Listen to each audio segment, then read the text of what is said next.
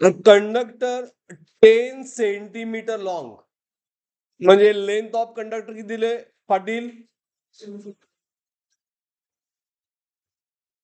10 raise to किती?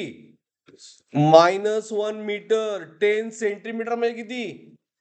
10 raise to -1 metre. पाठ पाहिजे व्यवस्थित. हा. मूव्ह विथ स्पीड, वेलॉसिटी दिले 1 metre per second in a field of strength 1000 ampere metre. म्हणजे काय दिले, कोण सांगितलं प्रॉब्लेम सॉल्व्ह? 1000 ampere metre.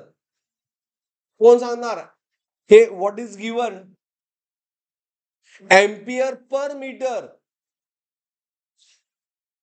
म्हणजे एच दिलंय, बरोबर आहे की? Intensity I by M, number of turns 1000. एवढंच अंडरस्टँडिंग होतं या प्रॉब्लेम मधलं. म्यू नॉट यूज करूया. म्यू नॉट का यूज केलं?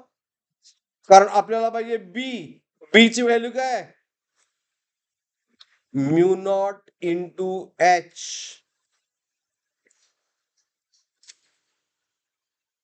अंडरस्टूड? आणि लक्षात घ्या, यस, हे जे प्रॉब्लेम विचारतात त्यामुळे बी ची व्हॅल्यू देतात मोस्टली. ओके, यामध्ये बी ची व्हॅल्यू फाईंड केली, एवढाच डिफरन्स. त्यामुळं ई किती आलं? प्लस इज फिक्स आहे विथ वेलॉसिटी व्ही आहे ना, बी एल व्ही. बट बी किती आहे? Mu naught H L V. Mu naught किती आहे?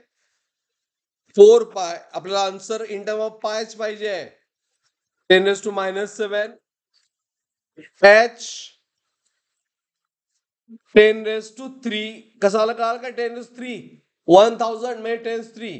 Length 1, 10⁻⁻1 and velocity 1.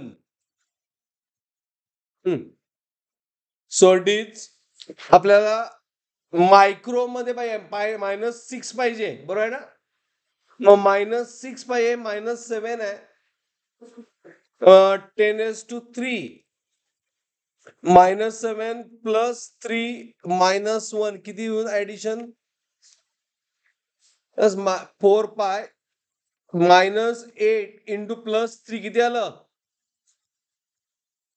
-8 + 3 -5 व्होल्ट. एवढं आन्सर आलं. बट मायक्रो -6 पाहिजे.